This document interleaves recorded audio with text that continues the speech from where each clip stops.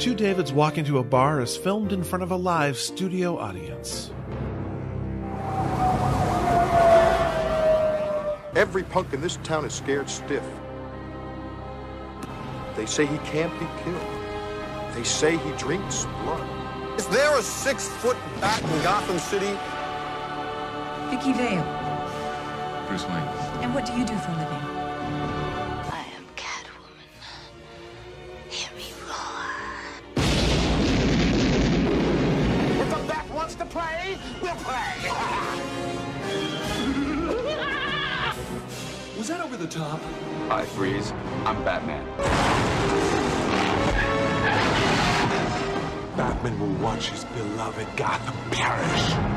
Bundle up, boys. There's a storm coming. Listen to this lineup of TV shows currently on the air. Daredevil, Flash, Gotham, Supergirl, Agents of S.H.I.E.L.D., Legends of Tomorrow, Luke Cage, Jessica Jones, Arrow, Preacher, Iron Fist, which I hope is not porn. And in the fall, we're getting more. The Defenders, The Gifted, The Punisher, Krypton, Inhumans, and that's just TV. At the multiplex last year, we had Captain America 3, X-Men 6, Batman vs. Superman, Deadpool, Doctor Strange, Suicide Squad, and Ninja Turtles 5. And already this year, we've had Wolverine 3 and Lego Batman, with Wonder Woman, Justice League, Spider-Man 6, and Thor 3 in the can. And if you had that many guys in your can, you'd be Thor too.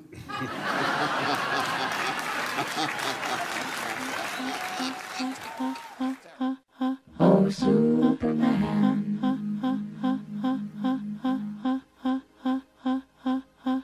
Oh, John.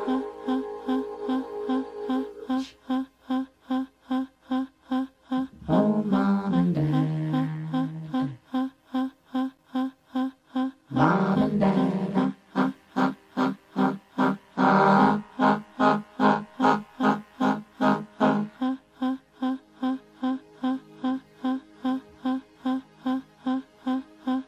Oh, Superman.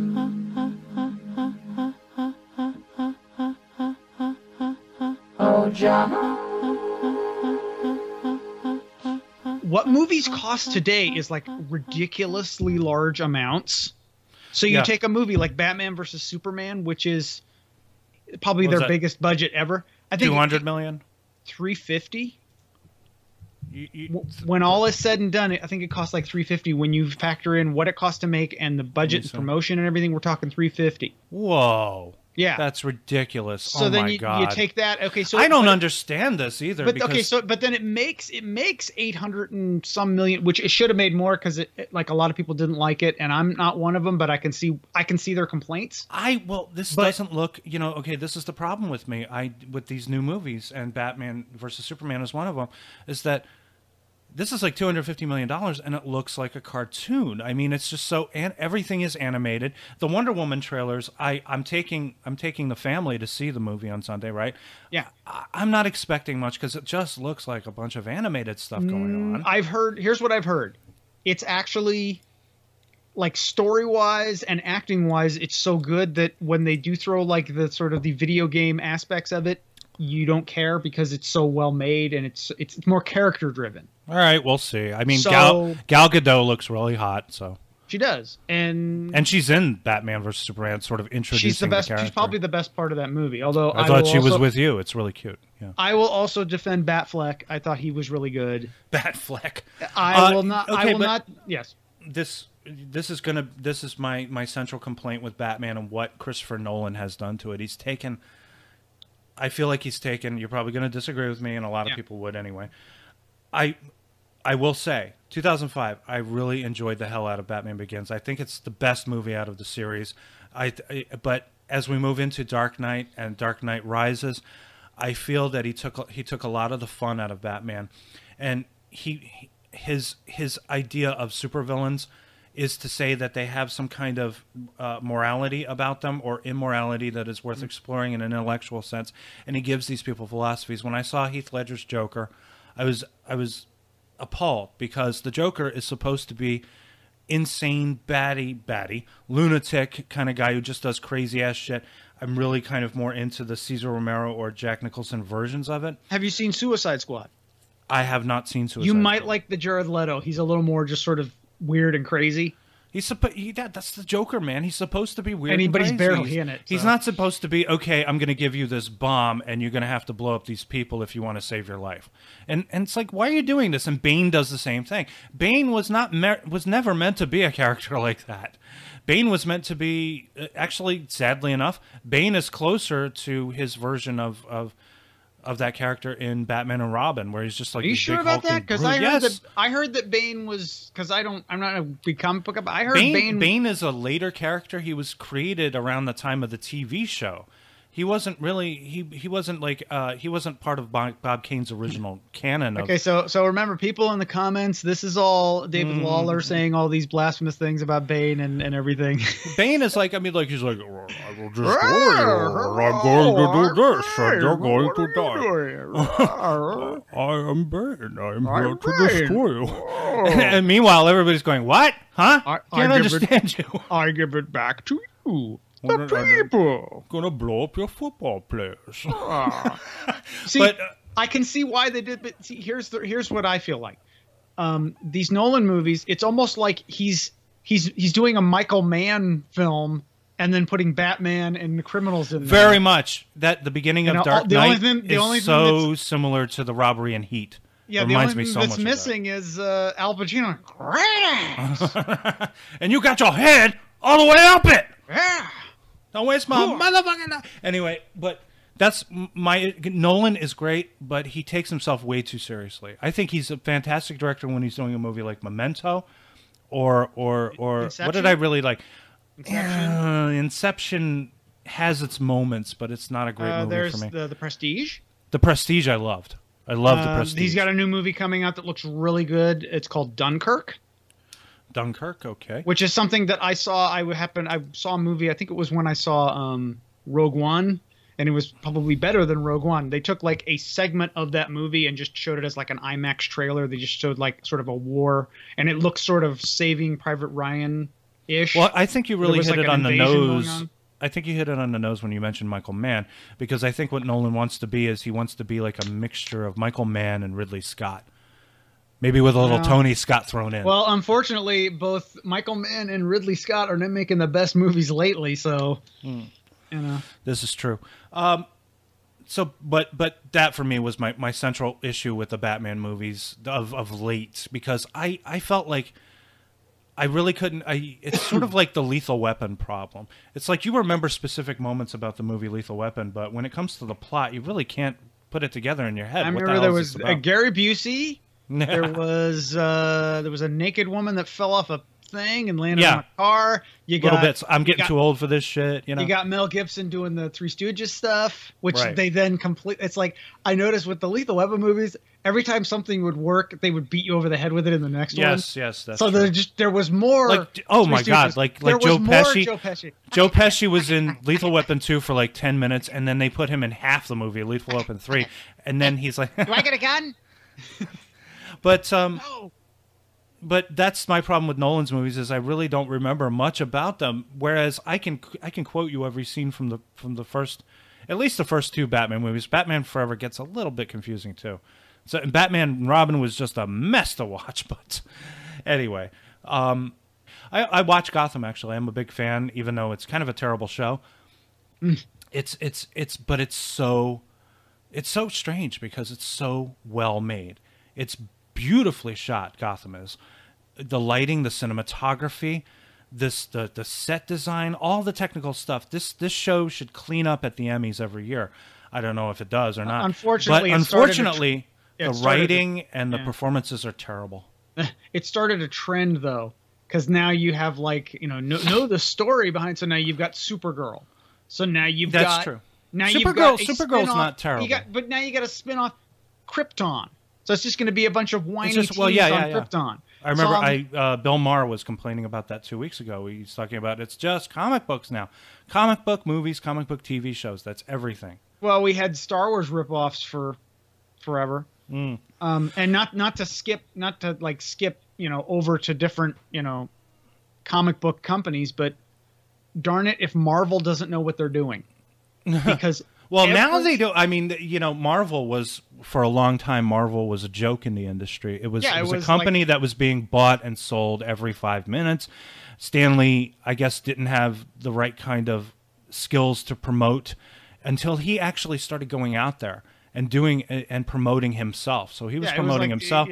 He's become a pop culture figure. He's the goodwill ambassador to... And, yeah, Marvel, I mean, there's a lot of things I enjoy. Spider-Man was a big hit. You know, Chris Cooling, our colleague Chris Cooling, put together a bunch of shows about the superheroes and stuff, and there was a couple of Marvel things in there that are kind of fun, a little bit cheap, because Stan Lee's the kind of guy who's like, what, you're interested in doing a TV show on Spider-Man? Well, how much money are you willing to give me? $5? Okay, I'll take it. It's yours. Well, see, that's the thing. That was back then, though. Once they sort of came up with the plan, which actually started at Paramount, when they did Iron Man, when they started like that plan of what they were going to do, and they were going to build up to the Avengers, and then they have a couple successful movies, and then they say, "Hey, Paramount, you want to buy us?"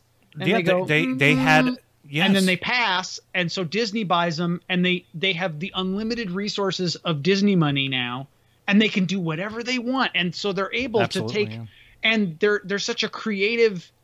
They haven't made a bad Marvel movie.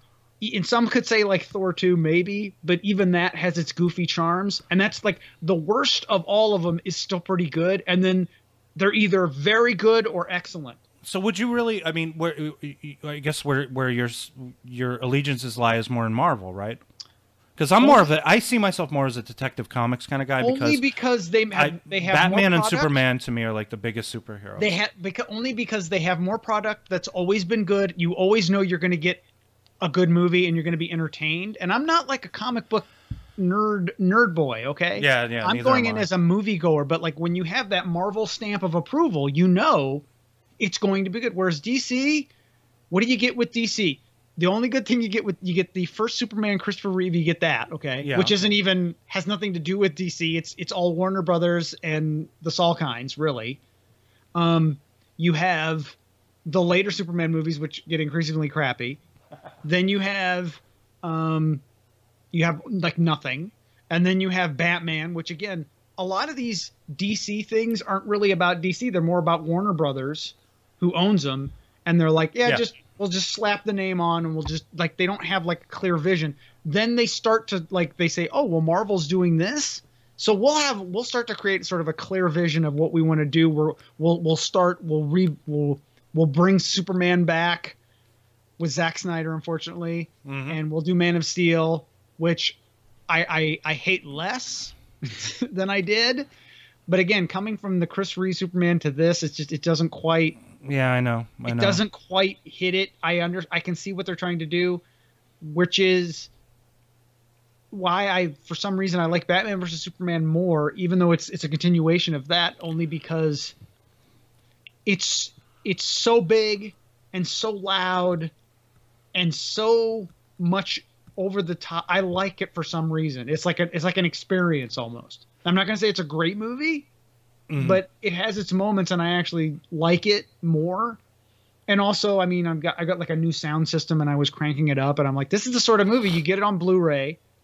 You get like a big screen TV, you get surround sound, and you just crank it up, and you watch Destruction, and you watch Batman and Superman. Yes. And also, it's just stupid enough that you can make fun of it. You know, there's stuff in it where you can make fun of it, whereas a Marvel movie, they make fun of it in the movie. They'll make fun of the stupidity of what's going on in the movie, and whereas these DC movies, you go. Well, I would say, you know, I didn't like Ang Lee's version of the Incredible Hulk. I like the sequel more. Well, see but I like Eric Bana better as an actor than I like Edward Norton. So it's kind of like a Incredible Hulk is one of those it's sort of a halfway Marvel movie where it's because Universal owns the rights to certain things, which is why you'll never see a Marvel Disney produced Hulk movie, but you can see the Hulk in different, like they can't legally do a standalone Hulk movie, but they can put the Hulk in any of the other movies. So you're going to have like the third Thor movie is going to have Hulk on it.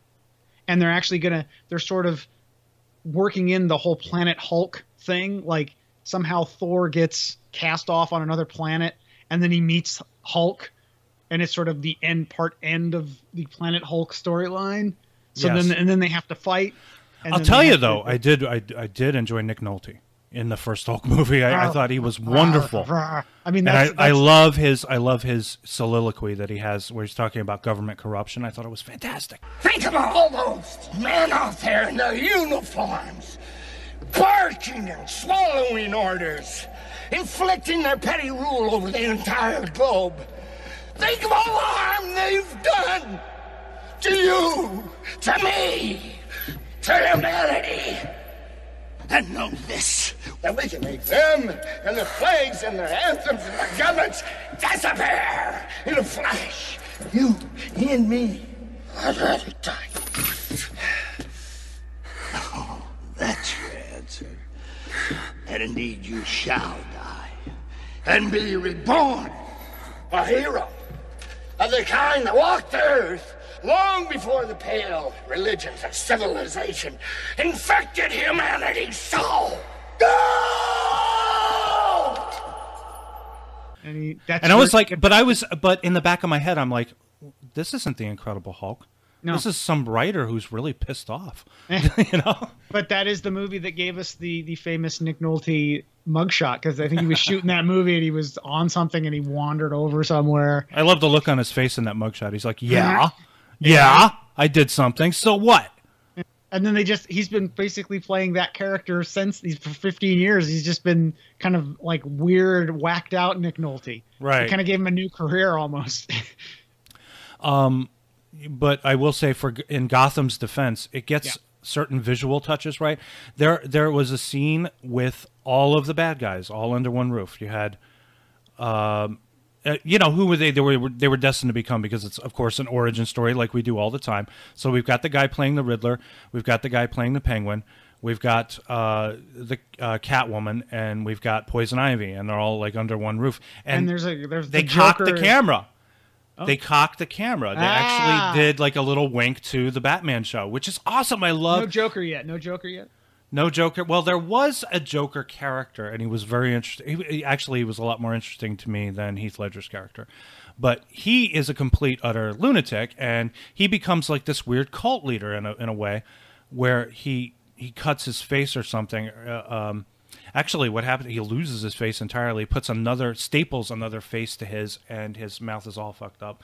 So he, for some reason, develops a cult of worshipers, and they all do the same thing to their face. Like Ellen Jamesians from like The World According to Garp. It's really fascinating what they did, but lots of nice visual cues in the show. Like I said, the people who make the show are artists, but the people who perform in front of the camera are not. Well, I stopped watching after I think about like the first season, because there are so many good shows on TV. It is hard to invest your time. Yeah, I'm like, I have to start making those tough decisions. These are first world problems. It's like, what show should I watch? Yes. So these are white people's problems. These are white people problems. Yeah. It's like, which one am I going to watch? It's all comic books. And Bill Maher does have a point, because it gets to be a little tiring after a while. You got, what was it? Arrow. You got Supergirl. You got, there was a Batman show a while back that didn't last very long. It was called Birds of Prey. Do you remember that? I don't even remember that one. Birds of Prey. Dina Meyer was in it. Was that the one where she was Catwoman, or was it? I believe so. Birds of Prey TV series. I think it was on like the WB when it was the WB. It was on the WB. It only lasted 13 episodes, but it looked like it cost a lot of money. It was gorgeously shot, and this was back in the days when, you actually had to shoot instead of do everything in a computer. But legend tells of a caped crusader, Batman, guardian of New Gotham, and his one true love, Catwoman, the queen of the criminal underworld. Their passion left behind something extraordinary. A daughter, Huntress. Half metahuman, she has taken up her father's mantle and fights to protect the innocent and helpless. Joining her in this struggle, Oracle, once Batman's protege, Batgirl. She was caught in the crossfire of the war between Batman and Joker. Now she fights crime a different way. A master of the cyber realms and trainer to heroes. Together, they have taken in Dinah, a metahuman herself, with powers that she is only beginning to explore. These three are the protectors of New Gotham, the birds of prey. My name is Alfred Pennyworth, and this is their story. Actually, it's you have Barbara Gordon. Okay, Barbara Gordon is actually Batgirl, right? Yeah. And Dina Meyer played her, and she led this group of girls, hotties. One of them was the illegitimate daughter, if you will, of Batman and Catwoman, Helena Kyle. Helena, not Selena. And then you had somebody else named Dinah Redmond, a metahuman. I don't know what that means. Oh, she's like a touch telepath, they call her. That's something like that. But Ian Abercrombie, who was famously played Mr. Pitt on Seinfeld, played Alfred in this. Faithful butler to the Wayne family. He'd probably be a good... And Mia Sara played Harley Quinn. Probably her last known role in anything. Guess. But she was late 90s? Yeah, it was, let me see. No, it was October 2002 to February 2003. Oh, wow. Okay. Comic books. I'm not a huge comic book guy. Neither am I. I got in. I was like into comic books, but more for the OCD collecting of them. And I got into them when I was like about 13, from about 13 to about 13 and a half. I was very much into comic books, and I got like I still have them. I have G.I. Joe. I have when they brought back G.I. Joe, like in the 80s. And I have G.I. Joe. I have the first like 10 issues of the Transformers comic book. I have the Secret Wars. I probably and I still have them. I just never sold them, and I don't. It's like I have no emotional connection to them, and I could probably sell them for a couple $100 maybe. I have this is what I have. I'm not really, again, like you. I'm not a comic book guy. I didn't get nuts. Around 1987, I had a job when I was a kid. I remember when I had a job. I was like 14 or 15, and I had a job. It was just like a stupid little job. I got paid a couple of bucks a week or something like that. But whatever I got, I had a shoebox, a Nike shoebox, a big shoebox, and I bought comic books on occasion. So I bought a bunch. So there is like a pile of comic books that were purchased in 1987, and among them I have a few like Supermans. I have a few Batmans, stuff like that. I also picked up The Dark Knight Returns. I got that as well. Well, when I was 14, 15, I had a box full of magazines, but it wasn't comic books. I know that. I lived with my mother. She would never let me have anything like that in the house. And it wouldn't stop me. But it wasn't like a big deal to me. I just sort of bought them, read them, that kind of a thing. It was just like, and 87, I don't think anything was going on in that world except for Superman 4: The Quest for Peace, which I saw in the theater. You saw that in the theater, produced by Cannon, produced by Menachem and Yoram, and all I can say is I hope Chris Reeve got paid up front. Oh yeah, well I heard he got $4 million, but I don't know if did he get that money? Did he get that money immediately? Because I hope he did, because they certainly didn't put it in the movie. Well, I don't. Did they promise something to him and he wrote the story or something, right? Yeah, so it's his fault. They, from what I understand, he produced a movie, Street Smart, for Cannon with Street Smart, with Morgan Freeman in it, right? And the promise was, if you let me make this movie, I'll do Superman for you. And they said, okay, yeah, fine, whatever. And I heard that either he was a huge pain in the ass or they were a huge pain in the ass when he was trying to make that movie. Probably both. It's like they wouldn't give him money and he wanted to do certain things and they wouldn't give him money because they didn't have any money. He's, like Christopher Reeve is a guy who was a serious actor, and back then you didn't do things like that. They destroyed your career. Nowadays they make you more popular doing that stuff. It's interesting too. I was listening to Joe Rogan the other day, and he had Bill Burr on, and they were talking about how actors back in those days couldn't do commercials because it would destroy their career, so they would go to Japan and shoot commercials. So they showed this, and you can look them up on YouTube. There's a whole bunch of Charles Bronson doing an ad for a whiskey in Japan. Arnold Schwarzenegger doing some sort of sports drink thing. But nowadays, look at how much has changed. The movie stars are all over commercials now. Well, they're not only on commercials. They're on commercials. They'll do a series. Like I just watched I'm watching the new season of Fargo. You got Ewan McGregor he's playing twin brothers on that show. Ewan wow. McGregor. Now, is he A-list? Close. It's hard. You know, B+, it's so A-. hard because I don't think we have stars anymore. I really think the star system... Yeah, but it's a good thing in a way because it keeps you out in the public eye. Like, it's kind of more the British... Like, it doesn't... Like, they'll do a TV... They'll do a series and then they'll do a movie. Mm-hmm. Yeah. It's just... It keeps them out there, and TV is so good now. I can see why they go there. Yeah, do you remember how there was a separation of powers back in the 60s and 70s? You would have your TV stars and then you would have your movie stars, and you never mixed them. Now they're mixing all over the place. And that's You'll not find a problem. big stars on TV shows now. I'm not surprised anymore when I see a big name, a guy who was big, a guy or a girl who were big names to me, showing up on TV shows. It doesn't surprise me to see them anymore. Or you'll watch, like, say, Westworld. You got Anthony Hopkins there. Anthony freaking Hopkins is on a TV show. And he's good on it, too. And you know, so many other people pop. You know, it's just it's amazing what's happened. But you know, back in the days of, say, like when Batman was shot or something, Adam West didn't appear in like big theatrical movies or something like that. I think he was like kind of on the rise as far as movies at the time or something. Like he was a well-known actor. He was doing movies. He was probably doing like medium low movies, and then he'd do TV. But he was kind of like in a certain level. He was probably in that Shatner level, I would guess. Maybe a little bit, maybe a little under Shatner as far as that. But he's doing that, and then what does he do after this? He does, all I know him from is Happy Hooker Goes Hollywood. That's all I know. And he had a mustache, and you know, it was very interesting. And that was like 10 years after that. After Bat, this is like late 70s that he did that. So I don't even know what he was doing. I'm gonna guess he did a lot of guest star, like Love American Style, Love Boat, those kind of things.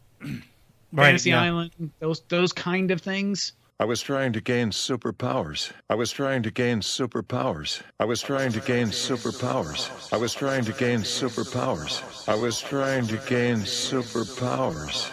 I was trying to gain superpowers. I was trying to gain superpowers. I was trying to gain superpowers. I was trying to gain Oh, Superman.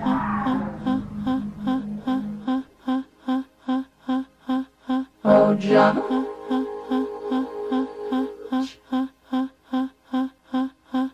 Oh, Mom and Dad. Mom and Dad.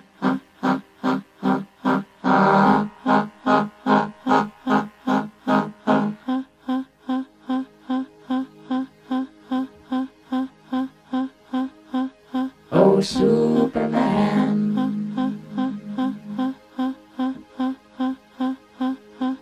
Oh, John.